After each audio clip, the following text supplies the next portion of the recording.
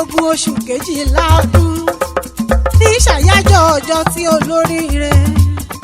aláyére adùnúbá wáyé adùnúbá ròde aya rere lọ́ọ̀dẹ̀ ọkọ ọdún ayọ̀ Justinah tó kọ́ bòmí ayé ọmọ ajé ní fújà dákun mọ́ ọ̀bọ̀ ní gbàgede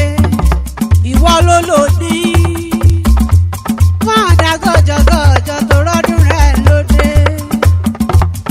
ìyá ayọ̀ bá mi Enoch wọ́n ní mò ń ké sí o ìyá olúwa kórèdé Ebenezer dákun mọ́ gbọ́ dídùn ẹ̀dùn mi èmi ò dédé wá ọkọ rẹ lọ́rọ̀ mi wá bí adé orí rẹ dàda Ọlákúnlé Joshua òun ló ní ìmọ̀ ọ̀bọ̀ kí n wá kí àyà olóríire ó nítorí Justinah lòdòdó ẹlẹ́rìn dòdò tí kò dòre bí dòdò bíire ló kan àyà mi nínú ayé mi ó ní bó ti tọ́jú ọkọ ló sì tún ṣe kẹ́ àwọn ọmọ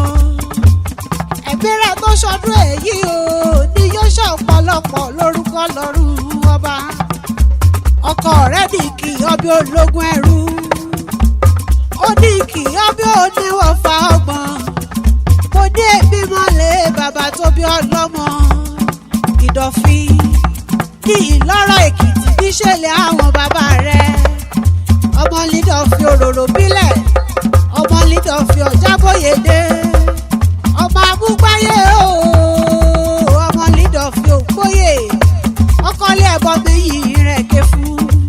kódà kú ilé ẹbọ mọ́sàn yóò pé rẹ̀ arédìrédì ọmọ alágbàdo ọ̀rárá ọmọ alágbàdo òrùrù àrìmọ̀nà gbé sínú àgbàdo àrìntàn náà palíbùdọ̀fin rè bí o àrìntàn náà palíbùdọ̀fin rè bí ǹbá tọ̀nàtọ̀nà ǹbá mútọ̀ padà fi rí lulẹ̀ rẹ̀ ògbìgbò ṣubúdọ̀ pa àmìnú lédùn bí adépẹ̀ òye ọ́nì tìrí jẹ bébí ni wọ́n kó kí ilé bàbá rẹ̀ ó tún ti yá kí n bá òde lé ìyá rẹ̀ torí ẹ̀yẹ kì í fapá kan fò nínú ayé bí a kì í nílé bàbá ká má má nílé ìyá rárá Adó-Èkìtì níṣẹ́lẹ̀ ọlọ́kọ̀ tó wà ọ́ wáyé ọmọ àgbẹ̀dọ́júmọ̀ṣẹ́ o àgbẹ̀kùrẹ̀kẹ̀ mọ́lẹ̀ àgbẹ̀dọ́júmọ̀ṣẹ́ àgbẹ̀kùn gogoro ọmọ ewé òtù ọmọ òróró òjò ọ̀rẹ́jọ́gẹ̀ wípá tí yóò tù ilà ọ̀rọ̀ tù ilà túgbótùjú akẹ́rìírí láàkún ọmọ ọ̀bẹ ni mọ́tà mọ́mọ́ ráwọn oníyan kọ́dùn kẹ́hìnráhùn múdà kan mẹ́rin bọ́tà róróróróróró ọmọ òtàṣẹ nínú tagbélé kejì lérí kéke kọ́dà ké yípa ọ́ ayípọ̀ ọmọ ẹranko ọmọ káwó ọmọ wúyì ọ̀wíkẹ́ ìbùkọ̀ ó bú méjì ọmọ sẹ̀ ìbú kẹta ó bójú òkẹrin ẹ̀ lákàrí òun ọ̀rọ̀ kọ̀ adó iyúlé ọdí kọ́bẹ̀ òsì mi ló mọ́nu kọ́bẹ̀ òsì mi lòdù akoto agé rárá ó lè jíjà kọ́ nìyí o arẹwà obìnrin tí bá fẹ́ nílé nílàdógún tí wọ́n fi ń ṣàyà aya dàda Ọlákúnlé mo ní ọmọ gbọ́ dídùn ẹ̀dùn mi mo fẹ́ bá òde lé ọkọ rẹ̀ àmọ́ ọmọ gbé ìsálú ní Ìlọ́rọ̀-Èkìtì níṣẹ́lẹ̀ olówó orí rẹ̀ ọmọ ọlọ́nà eléjì mọ́rin ọmọ ọlọ́nà yẹyẹyẹ kèélu gbòògùn ọmọ eléré mẹ́fà kèélu gbòògùn ọ̀kan dádé o ọ̀gá òwèwù oyè ọ̀kan dádé àkúwé ejiweji ọmọ ọlọ́rọ̀ ẹ̀rìn ìjùpín ọmọ ọlọ́rọ̀ ẹ̀rìn ìmúkara omi bí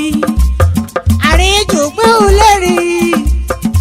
ẹ̀jí ìmúkara rẹ̀ mú bí ọmọ adigbọ̀nrí owó bọ̀dẹ̀dẹ̀ ni wọ́n kó kí ilé ọkọ rẹ̀ ogún ọdún o ọdún ayọ̀ Justinah ọmọ ajé ní fújà ìyá ayọ̀ ọba mi Enoch ìyá olúwa kórèdé Ebenezer the CEO of Justinah tí ń bẹ̀ ní nọ́mbà 15 Kings Palace Plaza Ládó Èkìtì lórúkọ Ọlọ́run ọba ó tẹ̀lẹ̀ yí pẹ́ nínú àṣẹ ìrọ̀rùn ní báwọn nájà awẹ́rẹ́wẹ́rẹ́ o torí ẹnìkan kì í káṣí láì gbó nínú ayé bí níre là á sọ̀rọ̀ àtàrẹ ire là ó mọ̀ fi pẹ́rì rẹ̀ láṣàdá ní wáyé kò wá síbọ̀ ti pẹ́ láyé tó.